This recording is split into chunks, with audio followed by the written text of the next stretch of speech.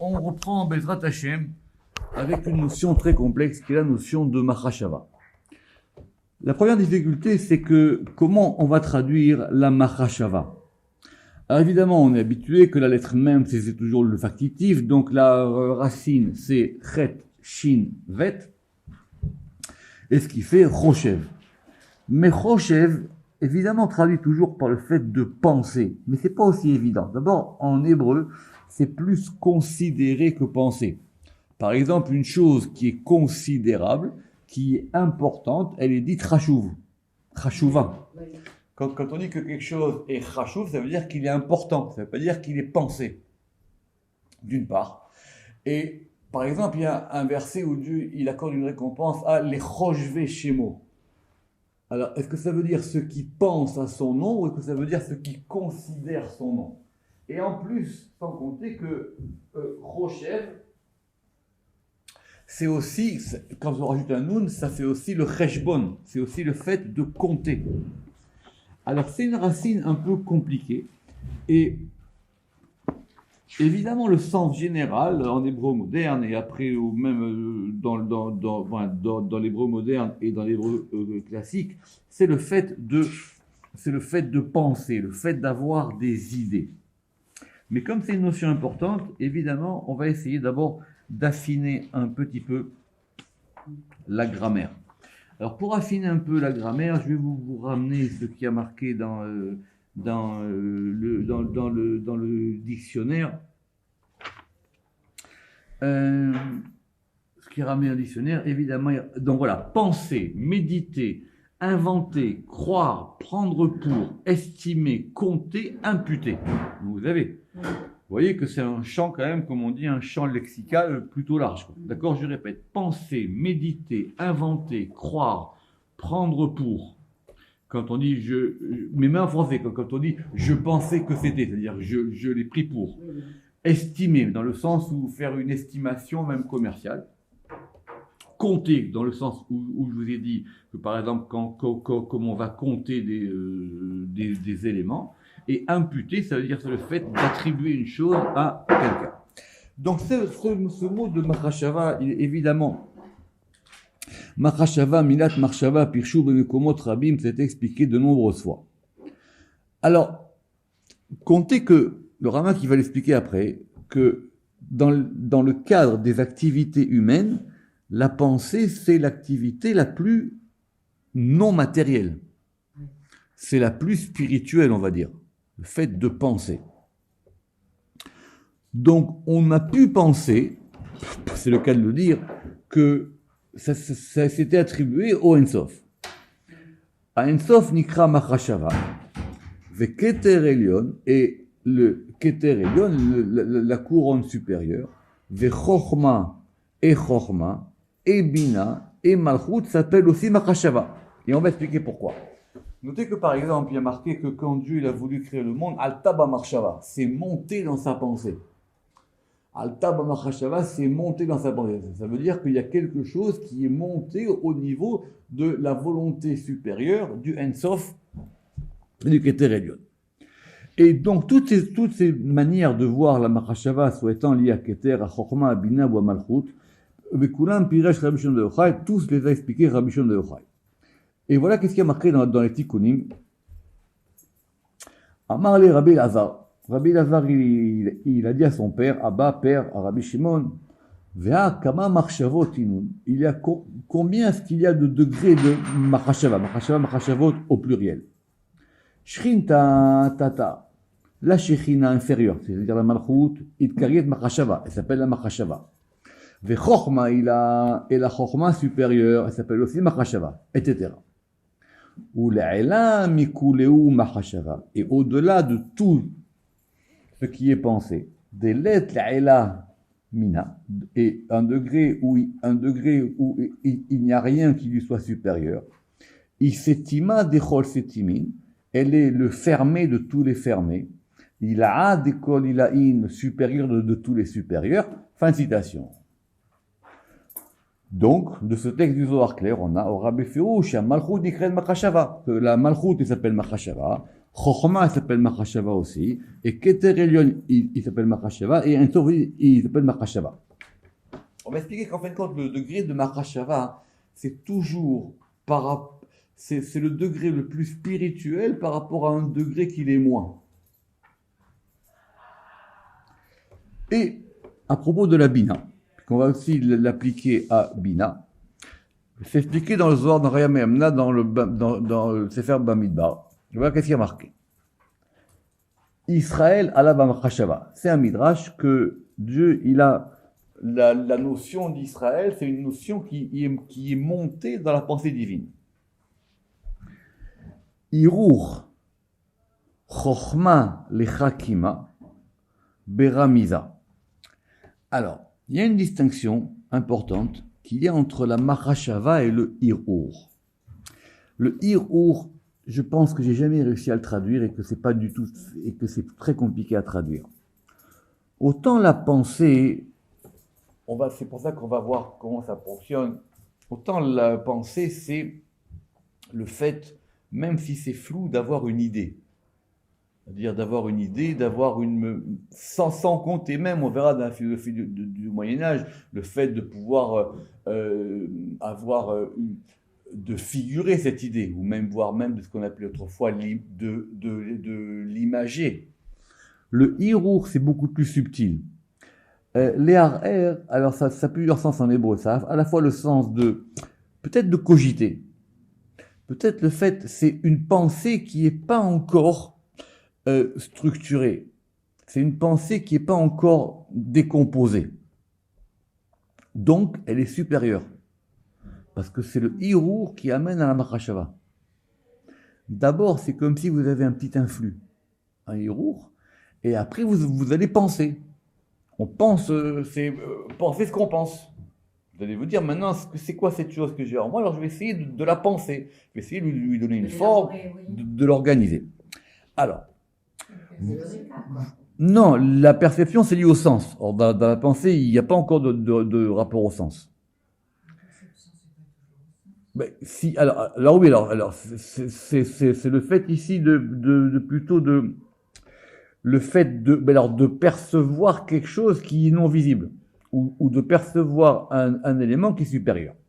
Alors, écoutez ce zohar parce que c'est un zohar très très important. Donc, il y a marqué là-bas Israël ala b'machashava. Israël est monté dans la machashava. Irur chokhma. Le irur, c'est lié à chokhma. Les chakima, pour pouvoir rendre sage, c'est-à-dire pour avoir ce degré de sagesse, beremiza, par une allusion. Chokhma ala b'machashava, et la chokhma, quand on dit qu'elle est montée dans la machashava, dit bina, c'est la bina. Bina machashava, ve'irur kulu echad. Et donc la bina, c'est la machashava, et le irur, tout ça est un. On lit le Zohar, le Ramak, il va très bien expliquer. Chokhma de la ishtamuda. Et la chokhma, la sagesse, elle n'est donnée à être connue que dans la bina. Ou babina, et la bina, elle va être connue dans le degré d'élève. Vous connaissez ce degré des 32 sentiers. Ou beginda, et à cause de ça, machashava belev, il y a une machashava qui est dans le lève, dans les 32, et le hirour qui est balev, qui est aussi dans le cœur. Zohar un peu complexe. Iné befiru shamar, qu'est-ce qu'on comprend de ce Zohar? Ki hirour she'eno kolkar kemo machashava nirmaz b'chokhma. C'est pas une intuition, mais quelque chose qui commence à travailler et qui n'est pas encore comme une vraie pensée, c'est la chokhma. Les gens, ils se trompent sur la chokhma. La chokhma, c'est avoir accès à l'influx. Après, dans la bina, vous vous rappelez ce qui est marqué dans le Sefer Yetzirah, Chakem bina ou mevin bechokhma. Il y a marqué dans le Sefer Yetzirah qu'il y a d'abord quelque chose qu'on reçoit, une intuition, et après, on va la penser. Et quand je vais la penser, qu'est-ce que je fais? Évidemment, alors je vais faire des cadres, et ça veut dire ça, et ça veut dire ça, etc. Je vais commencer à organiser.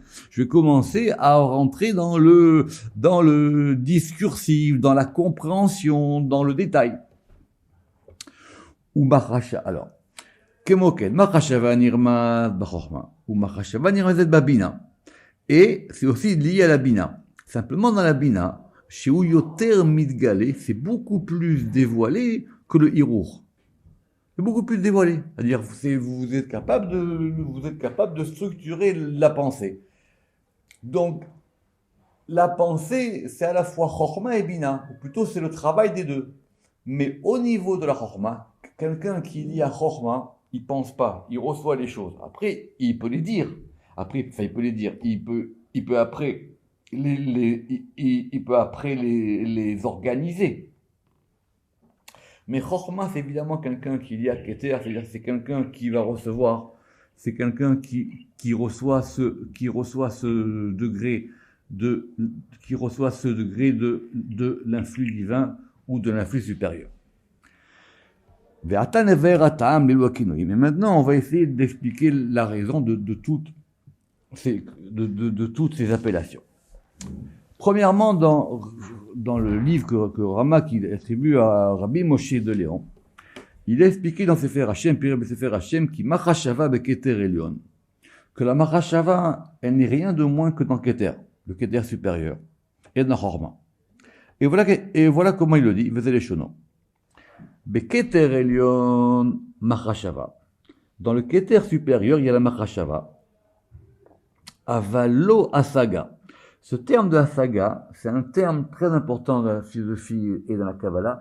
C'est plus le fait d'une appréhension, de préhender, plutôt que d'une perception. Animasik, ça veut dire je suis capable d'appréhender quelque chose. Avalo Asaga Klal, mais alors, c'est dans Machashava. La Machashava, elle est dans le Keter supérieur, mais ce qui est dans le Keter, on ne peut pas l'appréhender. Avalo Asaga Klal, Mitsida. Ou Machashava, Kodemet Lakol. Et maintenant, et c'est ça, la Machashava, qui est antérieure à toutes. Et après, Lakol, Chochma ou Bina Be'echach, et après, il y a Chochma et Bina. Ve'en lachshov baklal, et effectivement, on peut pas, c'est ça ici maintenant qu'on va voir la notion de l'echashiv. On peut pas le compter, on peut pas le dénombrer. Donc il y a un niveau de la pensée qui est purement quelque chose qu'on reçoit, et quelque chose à un moment qu'on va essayer de pouvoir de comprendre et d'analyser. Vegam chokhma tikra machashava. Et la chokhma aussi, elle s'appelle machashava, qui est namuseget, parce qu'elle n'est pas appréhensible. Qui imbe machashava, parce que si c'est dans la machashava, al kolchach, alors donc c'est évident que c'est dans Keter et dans chokhma. Et que c'est dans Chorma, Machashava, chez Botechilat à Machashava, parce que c'est là, ça va être là le commencement de la pensée. Ve'id bonenut est le fait maintenant d'être Mevin. D'accord? Rappelez-vous que la Bina, c'est le fait d'être capable de distinguer les choses, même dans les idées. Donc en gros, vous voyez, c'est Keter Chorma Bina. Seulement, dans Keter, cette pensée-là, elle est complètement imperceptible. Dans Chokhmah, on va commencer à l'apercevoir, et dans la Bina, on va effectivement commencer à l'organiser. Ve'alshteen, et par rapport à ces deux degrés, c'est-à-dire de Keter et Chokhmah, c'est à ça que le verset dit, mais od ameku marchevotecha, tes pensées sont très profondes.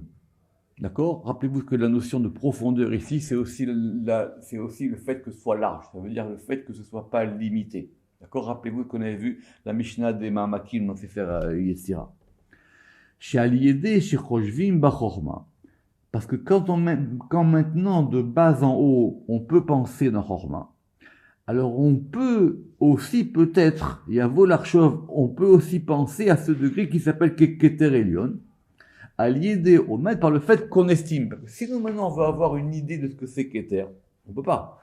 Simplement c'est qu'on va essayer d'avoir une idée de ce que c'est Bina, et de Bina on pourra peut-être avoir une idée de ce que c'est Chorma, et de Chorma peut-être on se dira alors peut-être que Keter c'est comme ça. Quand on regarde. Et donc tout ça, on l'a expliqué comment? On l'a expliqué par rapport à cette histoire des 4 mondes, dans la porte des 4 mondes.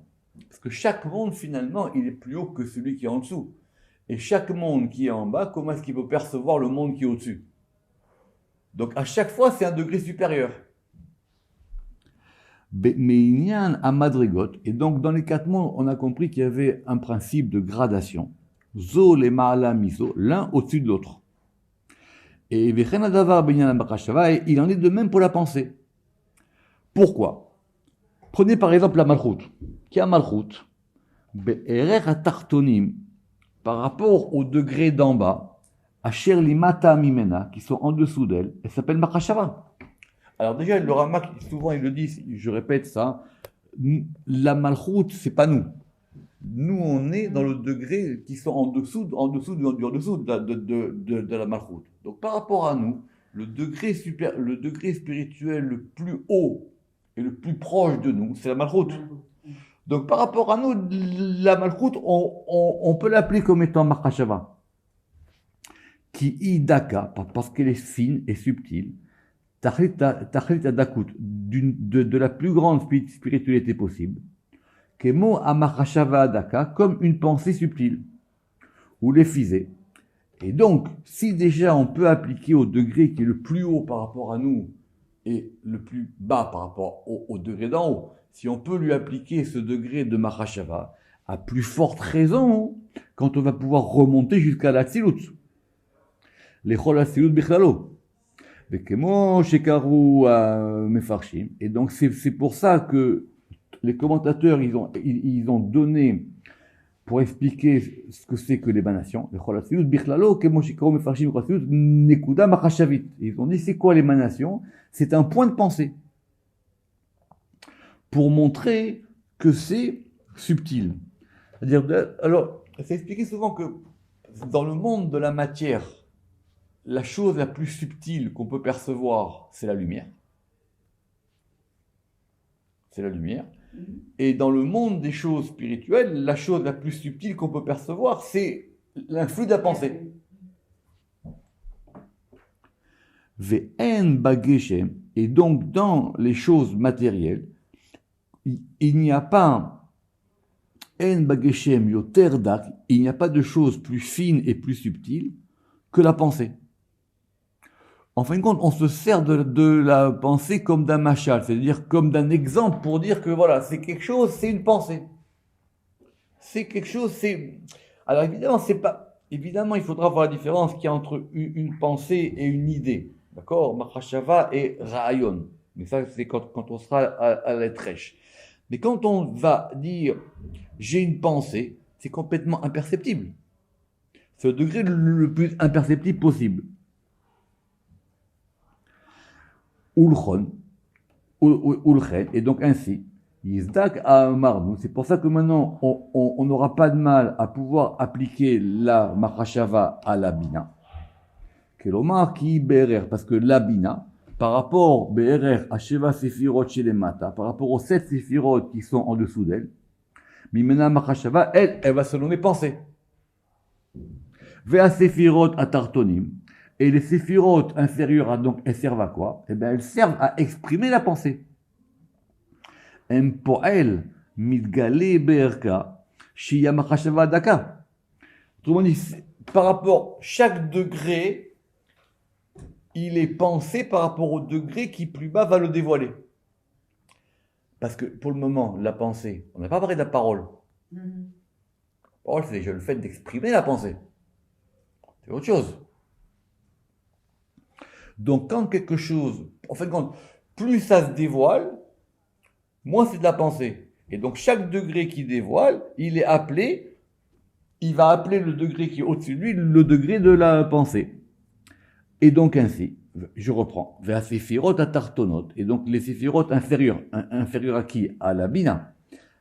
Poel mitgalé, c'est-à-dire c'est un agent qui va dévoiler, BRK par rapport à elle, Shia Machashava Daka, qu'elle est la pensée la plus subtile. La pensée la plus subtile. Vers Binyan, et donc maintenant les 7 séphirotes d'en bas, ou Binyan à Midgalé, ça va être l'édifice qui va dévoiler Be'etzem, qui va dévoiler donc la substance Be'erech habina anélémet par rapport à la bina qui est complètement enfouie. Et de même, la bina, c'est elle qui va dévoiler la chorma. I megala chorma. Et c'est pour ça qu'on dira que la bina, c'est une pensée épaisse, gassa. C'est une pensée gasse, ça veut dire que c'est pas subtil, d'accord?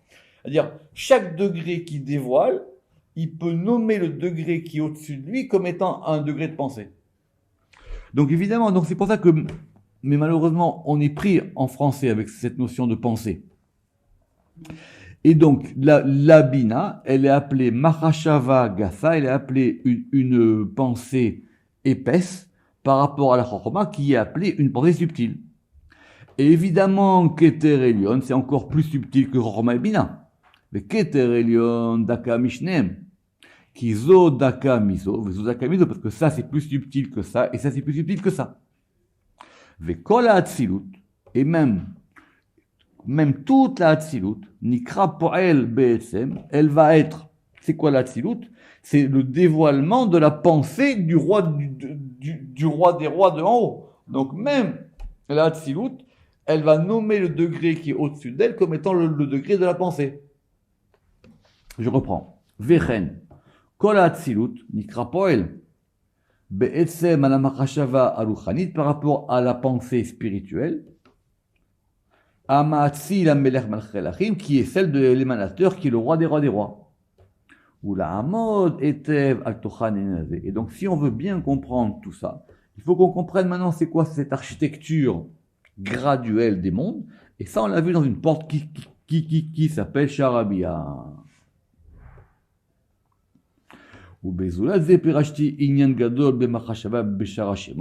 Et effectivement, dans Shar Hashemot, on avait déjà pensé à cette notion de pensée, c'est-à-dire maintenant comment est-ce que nous, on va pouvoir penser ou comprendre les noms divins. Ça veut dire, on parle pas ici de rationalité, etc. C'est pas du tout ça, on n'est pas là-dedans. On est en train de parler du degré de la chose la plus subtile qu'on peut percevoir. Donc, par rapport à chaque degré, ça va s'appeler une pensée. Comment un enfant, il reçoit l'influx de ses parents? Les parents, ils reçoivent les influx de leur maître. Les maîtres, ils reçoivent les influx de leur maître, etc., etc. Et même quand dans le temple, dans le désert, on recevait l'influx de Moshe Rabbeinu, et Moshe Rabbeinu aussi, il recevait par rapport à un influx, etc., etc., etc., etc. Donc c'est ce degré-là. Maintenant, il y a deux choses qu'on apprend ici. Il y a le degré de la pensée et le degré maintenant de son dévoilement, le dévoilement de la pensée. Alors on va continuer avec un mot qui apparaît une fois dans la Torah. Ça s'appelle le Marsof à Lavan. Alors c'est quoi le Marsof à Lavan? C'est que Yaakov, il était chez Lavan. Et au bout d'un moment, il a dit, écoute, c'est bien, j'ai eu des femmes, j'ai eu des enfants, maintenant, et je veux rien avoir qui t'appartienne, je veux maintenant avoir, moi, mon propre salaire, je veux avoir maintenant, moi, mes propres biens. Et donc, ils vont faire un deal. Vous vous rappelez de ce deal qu'ils ont fait? Il lui a dit, les brebis tachetées, les brebis tachetées, etc. Et Lavan, il n'a pas compris comment ça se fait. Et Yaakov, qu'est-ce qu'il a fait? Il a été à l'abreuvoir. Et il y a ce fameux verset dans Genèse 30, 37. Vaïkarlo Yaakov. Alors, c'est un verset très, très difficile à traduire. Je vais vous amener 2-3 traductions. Vous allez comprendre. Vaïkarlo Yaakov. Yaakov, il a pris un makel. Alors, il y a plusieurs noms en hébreu pour désigner un bâton. On verra, il y a le makel, il y a le maté. Ici, on va dire qu'il a pris un bâton. Mais Shuraki, il traduit comme étant une canne. Et Caïn, il traduit comme étant un rameau. Donc, il a pris makal, livné. Alors, le livné, c'est quoi? Alors, Shuraki, il dit que c'est de l'aliboufier, c'est joli, et Caïn, il dit que c'est du peuplier. Makel, livné, l'ar. L'ar, tout le monde sait ce que c'est. L'ar, ça veut dire que c'est humide, donc ça veut dire que c'est frais. D'accord? Oui, jeune. Non, lach, ça veut dire que c'est mou. D'accord? C'est-à-dire que c'est frais. Et il a pris du louz. Alors, louz, soit c'est de l'amandier, soit c'est du coudrier. Louz, ve'armon. Donc, il a dit de la boulifiée, du coudrier, et du louz ve'armon, et de platane. Et lui, il a dit pareil, d'amandier et de platane. Vayifatsel ba'en petsalot. Alors, ça, c'est facile. Il les a entaillés. Donc, il a pris des bâtons frais de plusieurs espèces et il a fait des entailles. Il a fait des entailles. Hein? Doucement. Alors, Shuraki, il a dit, il y écorce, le verbe écorcer, il y écorce des écorces. D'accord? Alors, je reprends. Vayifatsel ba'en petsalot levanot. Il a fait donc des écorces blanches. Et on a notre terme, marsof à lavan. Alors, marsof à lavan, Caïn, il dit, ça vient de l'achasof, ça veut dire qu'il a mis à découvert le blanc. C'est comme si vous avez une branche, et si vous enlevez, si vous grattez, si vous l'entaillez, vous allez en dessous du bois avoir le blanc du bois. Exactement. Alors il dit, donc, Levanot, Marsof à la vanne, Asher à la maclote, et donc il a mis à découvert la blancheur des rameaux d'Iken, que lui, il a traduit comme rameaux, et Shuraki, il a dit, il a décortiqué l'aubier qui est sur les cannes. D'accord? Donc c'est très compliqué cette notion de Marsof à la vanne. Rashi dit que en fin de compte c'est facile, c'est qu'il a mis à nu le blanc du bois. D'accord. Alors, c'est quoi cette notion de Marsof à la vanne? Qu'est-ce qu'il a voulu faire Yaakov? C'est quoi? Est-ce qu'il a voulu faire une manipulation génétique, etc. par rapport à cet élément-là? Le Piresh Rabbi Moshe qui a Keter Elyon Nikraken. Il dit que ça c'est le degré de Keter Elyon. Donc comment traduire Marsof à la vanne? En plus, normalement en hébreu c'est un substantif. Et tous ils ont traduit par un participe présent. Il a dit décortiquant l'aubier ou mettant à découvert. Alors ça serait plutôt le fait de, je sais pas, l'arsof, le dévoilement du blanc. Voilà. Voilà. Je crois que c'est comme ça qu'on peut le traduire un peu. Comme il a ramené ici Rashi, c'est le dévoilement du blanc, c'est dévoiler de la blancheur.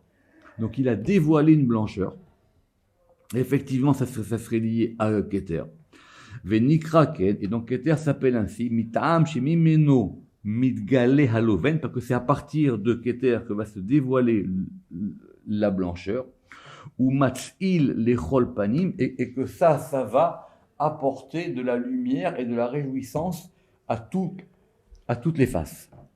Et dans le Zohar, il y a une petite allusion, évidemment dans Parashat Vayetse, il est marqué là-bas qu'il y a Tiferet, Biyoto Magbir Tzadar Chesed, parce que c'est sur un bâton. Donc Tiferet, lorsque va dominer dans Tiferet le côté du Chesed, vous savez que Tiferet, il peut recevoir de Chesed ou de Gvura évidemment. Lorsque Tiferet, lorsque Antiferet va prédominer le côté du Chesed par rapport au Din, alors ça s'appelle Marsof à la vanne. Explication, et voilà comment le Ramak il le traduit. Mégalé à l'avninut, ça veut dire ça va dévoiler la blancheur, ou Magbiro à la Din, et ça va la faire remporter sur le Din. D'accord? Alors, en CV de Kippour, c'est une bonne leçon. Nous, ce qu'on veut, c'est que la blancheur, elle l'emporte sur le din. Et que la blancheur, elle devienne plus forte que le din. Baruch Adonai L'Olam. Amen ve Amen.